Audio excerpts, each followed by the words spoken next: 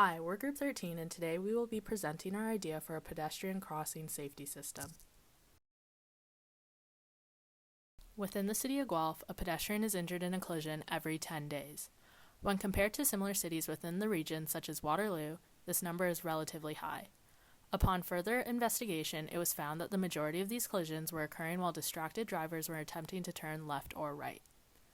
Overall, the city of Guelph pays over $100 million in societal costs annually due to collisions. And although the entirety of this amount is not solely due to pedestrian collisions, the amount that they contribute can be greatly reduced if the correct systems are put into place. Once the problem was identified, it was decided that our objective would be to design a reliable and accurate system to be used by motorists in the city of Guelph to alert them to pedestrian activity and to hopefully lower the annual number of pedestrian collisions.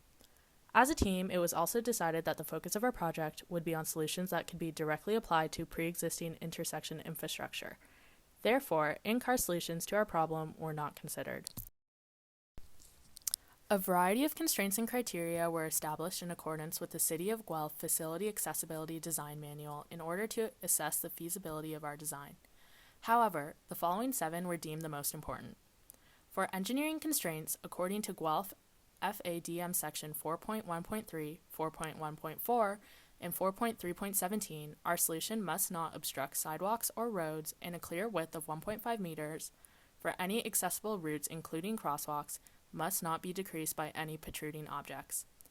In addition to this, our solution must follow FADM section 4.4.7 for signs and section 4.4.13 for lighting.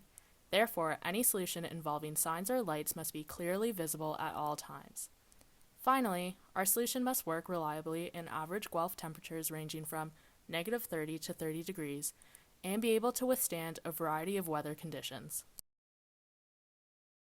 For engineering criteria, it was determined that installation and recurring maintenance costs should be kept to a minimum. In addition to this, the solution should be reasonably expected to reduce pedestrian collisions as much as possible. Furthermore, the system should be able to consistently operate at maximum performance in order to maintain its overall accuracy and reliability.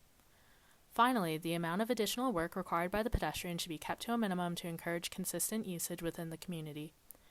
It is important to note that there are additional criteria for the environmental effects of our design. However, the 4 previously discussed were deemed to be the most important during the design process. Design process. The design process followed is the 7 steps of design. This includes identifying constraints and criteria, research, developing solutions, selecting a solution, modeling, evaluating, and redesign. Research was heavily conducted as to follow Ontario guidelines for intersection standards, which are strict pertaining to public spaces. Proposed design solutions. The solutions looked at for our problem statement centered around the use of paint and the use of sensors. The use of no signs whatsoever at an intersection in Graz, Austria was actually also looked at. This worked because cars and pedestrians were more cautious. This caution also is the reason why there are painted roads for bike lanes and the use of 3D paint to increase caution. The other side of things is the use of sensors. Thermal cameras and motion detection were looked at in particular for cars and pedestrians. Determining a solution. The following criteria were especially important when shaping the direction of the final solution: consistency and cost. For this reason, the use of technology was chosen because of the consistency it offered without disrupting the natural flow of traffic. The final choice was then made through a series of decision matrices. The pedestrian crossing safety system has 4 thermal cameras mounted 11.5 meters high on the corner traffic poles, each facing one crosswalk at the intersection. Figure 1 displays the placement of a thermal camera for one crosswalk. A total of 8 amber-colored LED pedestrian signs will be installed per intersection. 4 signs will be placed on the same corner poles as the thermal cameras, facing the center of the intersection for the left-turn drivers, as seen in Figure 1. 4 more signs will also be placed approximately 47 meters before the intersection for the right-turn drivers, as seen in Figure 2. When a pedestrian is detected by a thermal camera, the corresponding signs for that crosswalk will light up a solid amber color. For each crosswalk, 3 signs will be programmed to light up when there is a pedestrian present. Figure 3 displays an illustration of the 3 signs that correspond to one crosswalk. As seen in Figure 3, for this crosswalk, 2 signs for the right turn drivers, labeled 1 and 3, and 1 sign for the left turn driver, labeled 2, will light up. When the pedestrian is out of the camera field of view, the LED signs will turn off, indicating to the drivers that there are no pedestrians on the crosswalk. This system will run 24/7. The thermal camera that was chosen for this system was the Alera FC Series O, model FLIR FC 6900. This camera was chosen as the vertical field of view is large enough to cover the 30-meter crosswalk, and the operating temperature is within the required constraints. The amber-colored LED pedestrian sign used in this system is similar to the standard pedestrian signs used. This will allow motorists to adapt to the system quickly, as it is a familiar, well-known sign. The signs will be powered by a solar panel, while the cameras will be connected to the power lines. The CAD model for our design can be seen in Figures 6 and 7. Figure 6 illustrates the LED pedestrian sign from the left turner's point of view, while Figure 7 illustrates the LED pedestrian sign from the right turner's point of view.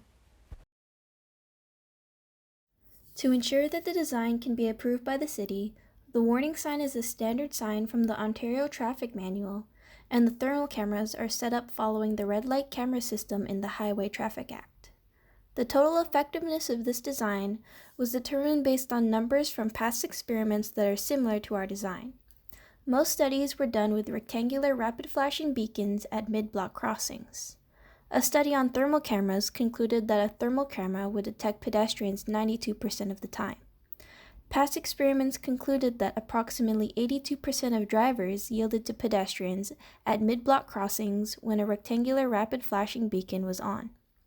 When the lights are off in our design, it is assumed that the warning sign would not have an effect based on an article by Jorgensen in 1999 that stated that signs that show no new information or alerts drivers in any way would most likely be ignored. Unintended consequences such as distraction were also considered, and a study found that 11% of drivers were distracted at mid-block crossings where the rectangular rapid flashing beacon was on. These percentages were used to determine the estimated effectiveness of our design, which is calculated to be approximately 70% effective.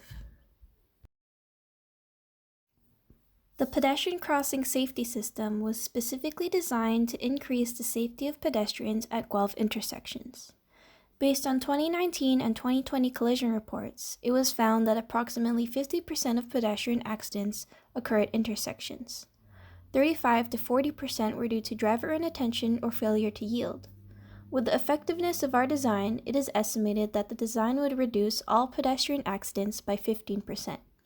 In 2019, this would save approximately 10 out of 66 collisions. Here's some predicted effects of our design. So people generally feel better when they feel safer. And for a city like Guelph that's trying to get people to keep coming downtown to maintain and kind of revive that aspect of the city, pedestrian safety should be a big deal. Pedestrian deaths and injuries also disproportionately affect the lower class, so we're trying to lessen this inequality. The system will also result in less strain on the local healthcare and legal systems, as well as just keep unnecessary injuries from occurring. As far as environmental effects, as mentioned, the design will run off of solar power. Installing the design will have an environmental impact, but the design's impact will depend on the location of the installation, amount of installation, production means, etc. So it's hard to estimate. So we assessed the economic viability of the system and compared 3 scenarios. The system installed at McDonald and Wellington, the worst intersection in Guelph for pedestrian injuries, installed at intersections with more than 0.8 injuries per year, labeled problem intersections, and installed at all intersections in Guelph. We predicted the system will have an initial cost of about $170,000 and a yearly cost of $8,000 per intersection. You can see at the current predicted cost and effectiveness, the system would be an economic burden if it were installed at every intersection in Guelph. However, you can see from these graphs that if we make the system even a little bit more effective, it could result in a large economic benefit while installed at all intersections in Guelph. A few risks and uncertainties about our project. The first is cost overrun.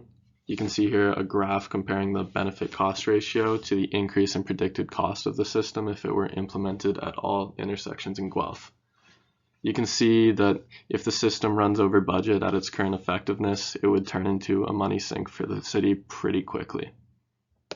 We are assuming that we have public support for the design, but any system that requires taxpayer money requires taxpayer approval, and we can't actually predict whether people will want the design. However, if we prove the system is effective and it will result in a net societal benefit for the city, we believe that the public will come around.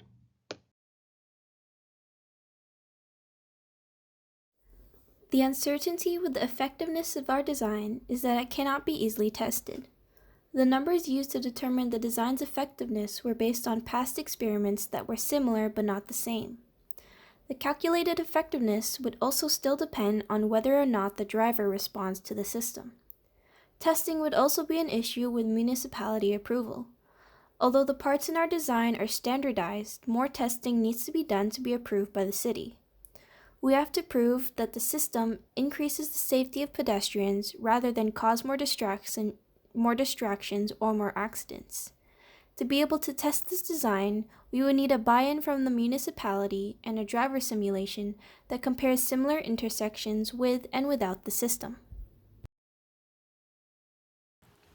In conclusion, by creating a system that utilizes pre-existing infrastructure, thermal cameras, and LED pedestrian signs, we have created a solution that is cost-effective and results in fewer pedestrian accidents within the city of Guelph.